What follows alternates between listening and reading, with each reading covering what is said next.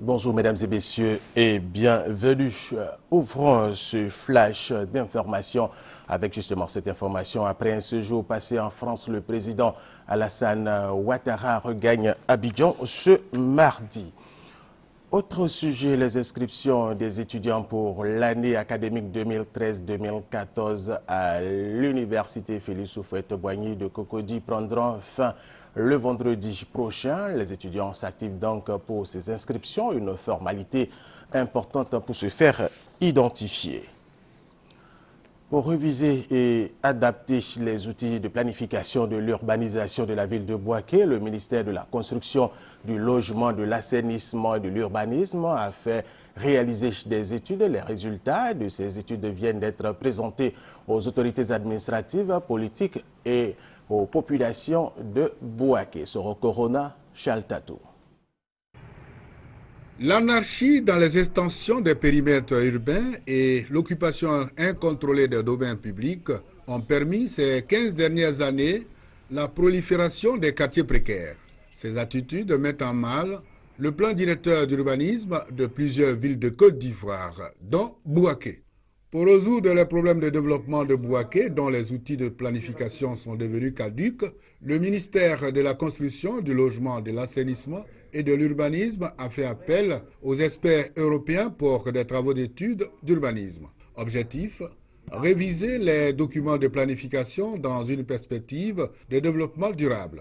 Lesquelles études doivent être cohérentes avec les documents de référence nationale en matière d'aménagement et de développement du territoire. Les acteurs du nouveau schéma directeur d'urbanisme de la ville de Bouaké présentent leurs travaux aux autorités administratives et politiques. C'est un cadre fixe qui donne un peu les grandes orientations du développement de la ville. C'est lui qui va dire quelles sont les zones qu'on peut ouvrir à l'urbanisation et quelles sont les zones qui doivent rester non constructibles parce que ce n'est pas dans l'intérêt de la ville de les urbaniser. Je pense notamment aux bas-fonds. Les bas-fonds sont essentiels. La ville de Bouaké a la chance d'avoir un réseau hydrographique qui fonctionne bien, mais si on commence à construire dans les bas-fonds, comme on l'a fait à Abidjan, on aura les mêmes malheurs qu'a connu Abidjan au mois de juin avec les grosses pluies de l'hivernage. Ce projet de révision des plans directeurs d'urbanisme initié par le ministère de la Construction, du Logement, de l'Assainissement et de l'Urbanisme va s'étendre à tous les chefs-lieux de région et de districts du pays. Les projets pilotes ont débuté par Abidjan, Yamoussoukro et Bouaké. Tout à fait autre chose et parlons de la propagation du virus Ebola en Afrique de l'Ouest. La Côte d'Ivoire n'est pas touchée par l'épidémie, mais les autorités sanitaires invitent l'ensemble des populations au respect des consignes, ne pas se saluer avec les mains, pas d'accolade, ne pas manger la viande de brousse, ne pas manipuler les cadavres des animaux. Le combat continue, la guerre contre le virus Ebola n'est pas gagnée. Pourrait prendre 6 mois, averti hier lundi en Sierra Leone le coordonnateur de l'ONU contre l'épidémie qui sévit en Afrique de l'Ouest, le docteur David Nambaro. L'épidémie a fait 1427 morts, dont 624 au Libéria, 406 en Guinée, 392 en Sierra Leone et 5 au Nigeria, sur un total de 2615 cas confirmés, probables ou suspects selon le dernier bilan de l'Organisation mondiale de la santé OMS.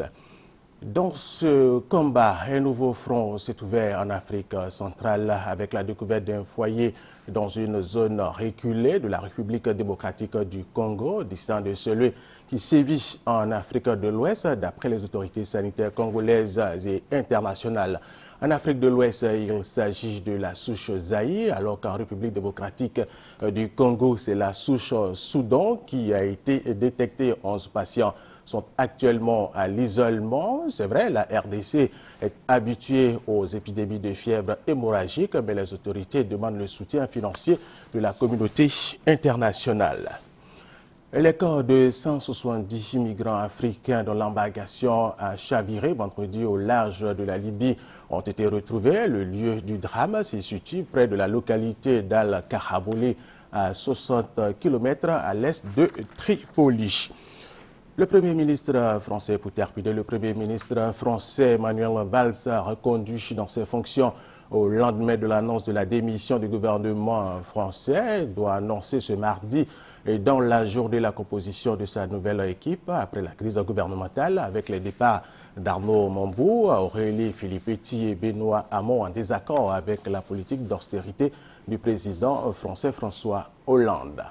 Vous suivez RTI 1, vous avez raison, je vous retrouve à 13h.